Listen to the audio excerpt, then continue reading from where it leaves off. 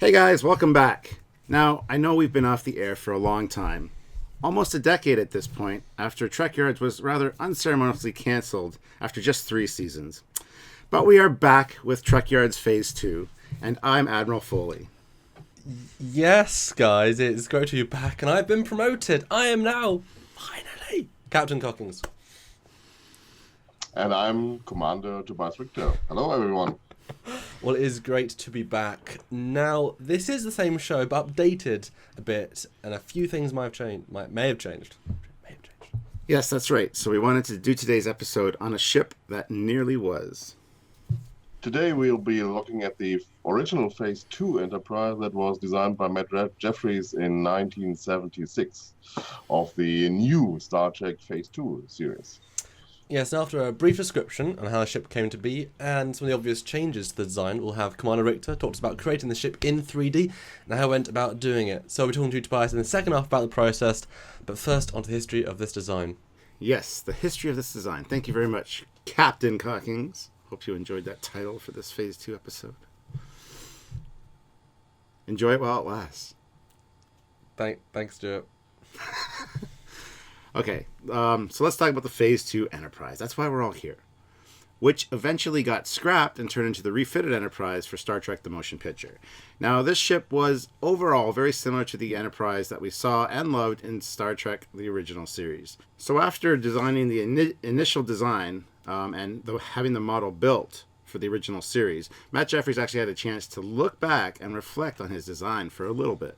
And there were a number of elements they really wanted to change after the second pilot of Where No Man Has Gone Before, and he thought they might get a chance to implement those changes. As part of the budget for the show was included funds to modify the studio model for the series. Jeffrey's main issue was the nacelles, which he wanted to make look a bit more interesting. Yeah, but this idea was quickly shot down, however, because the producers had already paid for a ton of stock footage shots of the large studio model during the production of that second pilot.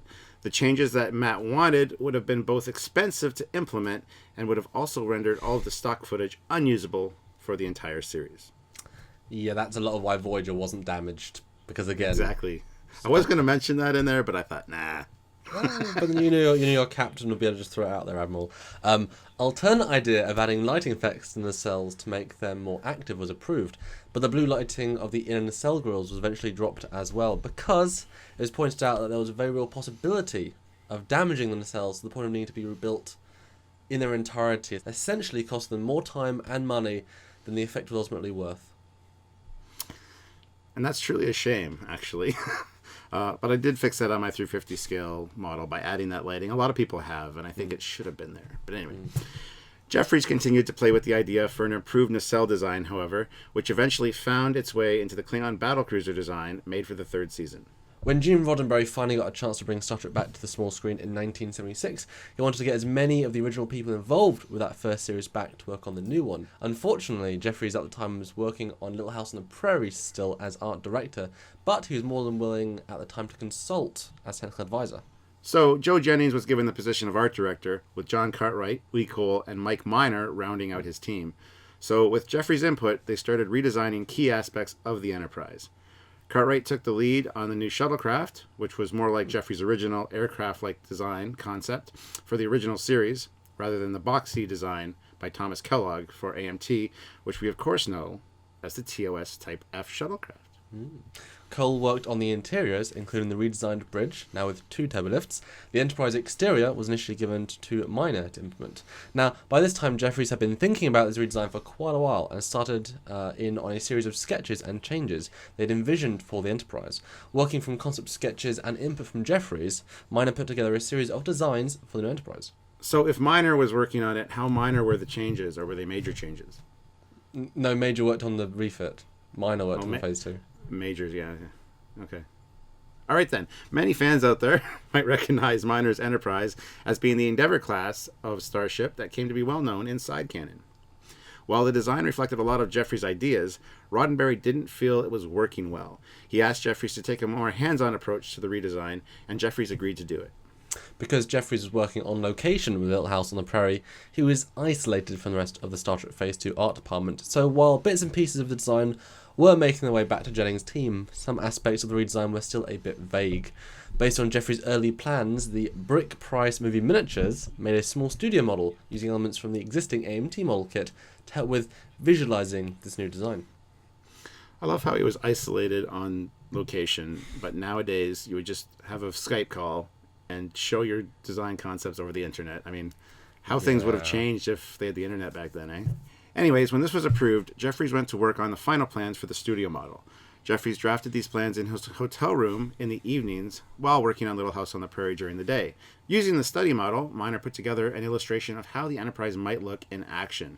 The Enterprise construction was given to Brick Price Movie Miniatures. Don Lewis and Brick Price worked together to build the Enterprise model based on plans supplied by Jeffries.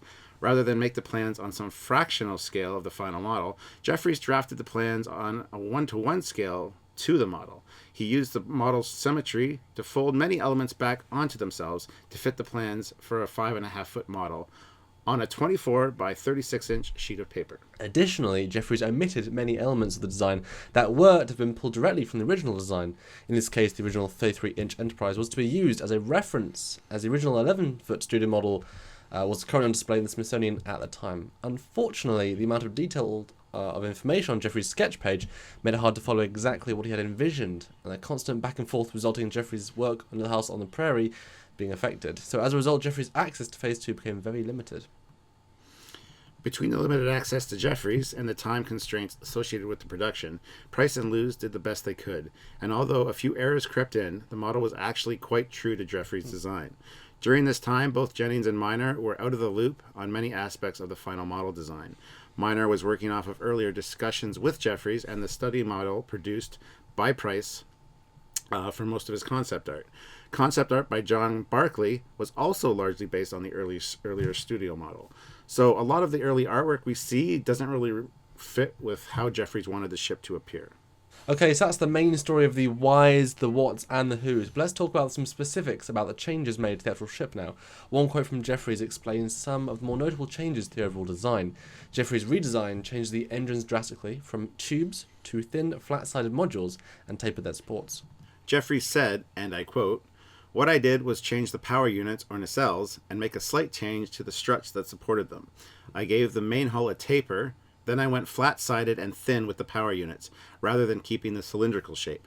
Trying to work out the logic of the refit, I knew a lot of equipment inside would change, but I didn't see that there would be any need to change a lot of the exterior of the saucer. Certainly, though, the engines would be the primary thing to change. Part of the theory of the ship's design in the first place was that we didn't know what these powerful things were or how devastating it would be if anything went awry. So that's why we kept them away from the crew. And that meant they could be easily changed if you had to replace one." Cool. He also added a very distinctive photon torpedo ports to the saucer connector or neck of the ship, as well as recessing the main sense dish a little further into the forward section of the secondary hull, giving it a more integrated look. The main bridge module now incorporates 2 turbo shafts at the rear of the bridge that can be seen from the exterior of the ship, as well as adding shuttle or travel pod docking ports to the side of the B/C decks, as well as the sides of the secondary hull. Other minor changes included a slight reshaping of the secondary hull and some cosmetic changes, such as the main registry on the upper saucer to include the words USS Enterprise curving with the shape of the hull instead of the straight text that we see in TOS.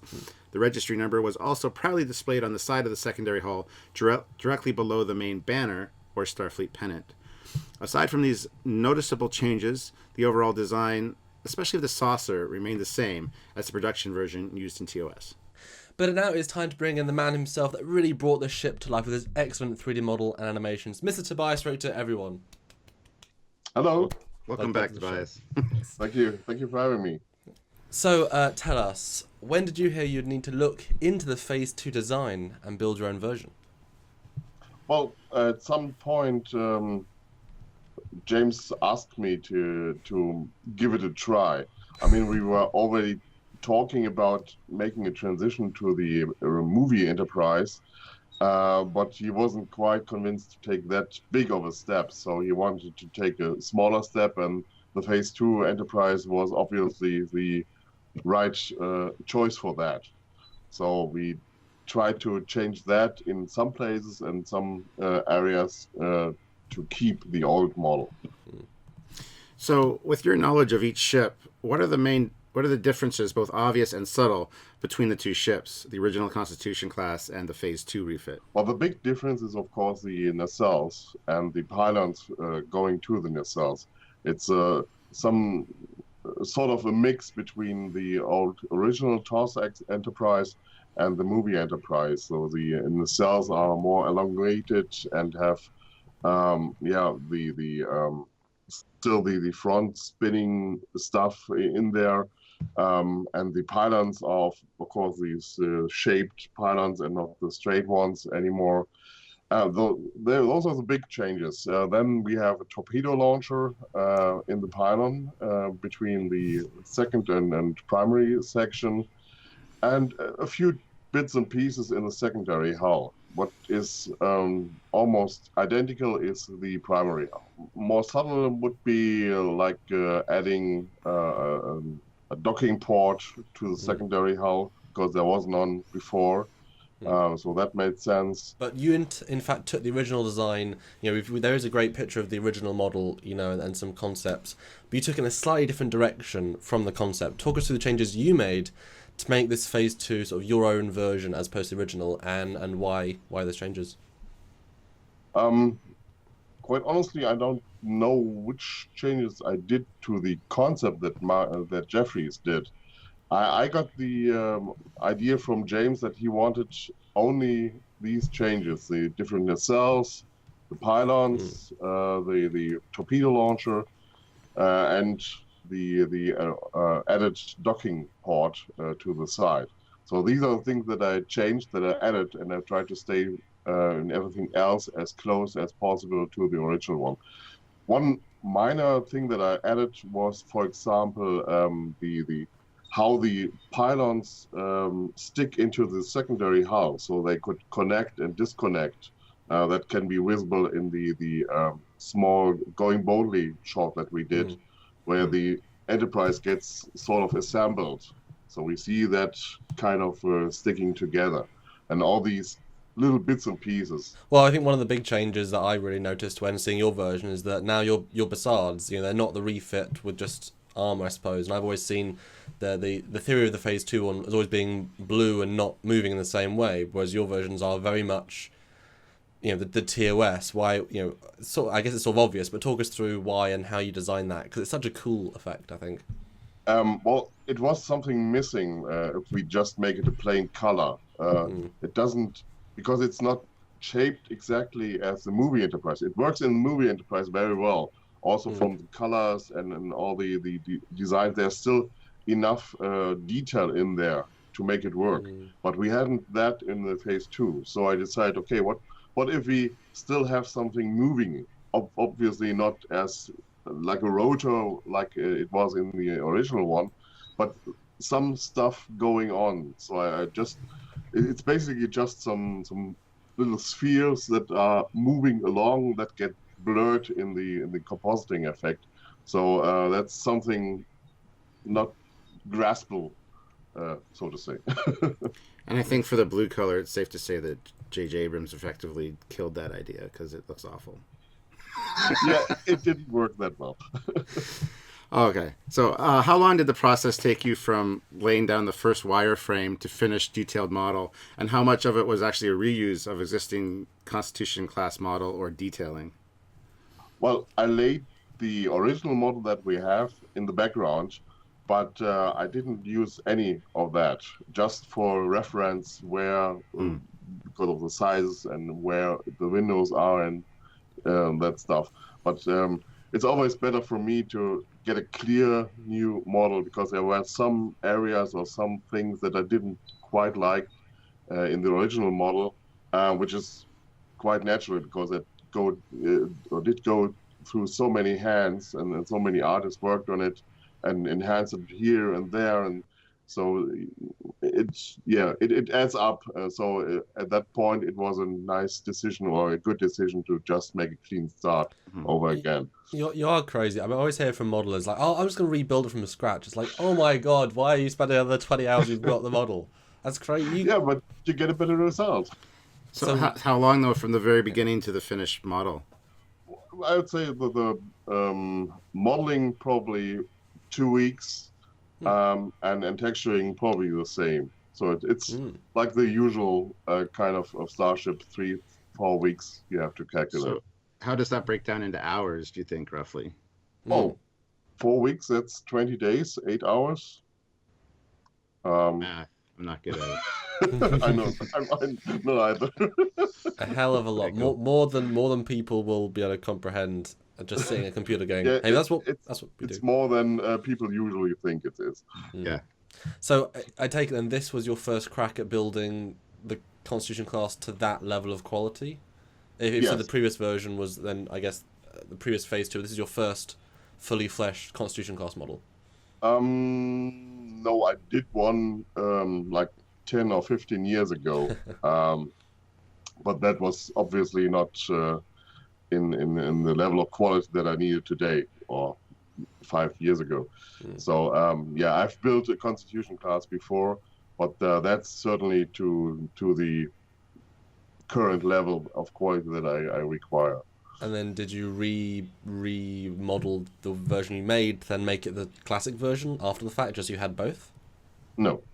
Well, for the shots or for the episodes of Phase 2 that still use the old version, I still use the version that I always use, because it's a good model. I mean, there's nothing wrong with that. It's just tiny bits of pieces that probably nobody will ever see or notice, but I know there's this little bit that's not quite good. Yeah. Well, out of interest, did you build do you always build your models to the correct meter scale, or do you do that after the fact? No, I built them to the correct meter scale because I didn't do that back then, and then I always had the problem, okay, this I load the one model and I load the other model, and it's suddenly factor whatever too small, too big, and then you start to resize, and then you get in all sorts of complicated stuff. So and then light rigs mess up and everything because all exactly. Yeah. This is why using studio models is so excellent, because the same company builds everything to scale, which means everything's to scale. Yeah. It's very helpful. It's not big of a deal if you're modeled anyway, so why not do it? Yeah. So it's fair to say that your Phase 2 Enterprise is the most detailed representation of this ship to date. What has been the fan reaction to your Phase 2 Enterprise and just your vision of it? Well, the fans always are a mixed bag. Most of them, I think, liked it because, I mean, it wasn't seen that much. We made the Boldly Going episode, and I think we made one episode that featured her. And in that episode, she wasn't visible that much. There was not that much action there. So the reaction was okay. Some say they preferred to stay with the TOS Enterprise. Some appreciate the new look. That was kind of expected. I mean, I know Star Trek fans. Yeah, exactly. Yes. Now, are there any little details that you want to point out to our viewers that you are especially proud of, or that people might not notice? Things like the interior details that you mentioned earlier, that really make the ship pop during flybys, for example.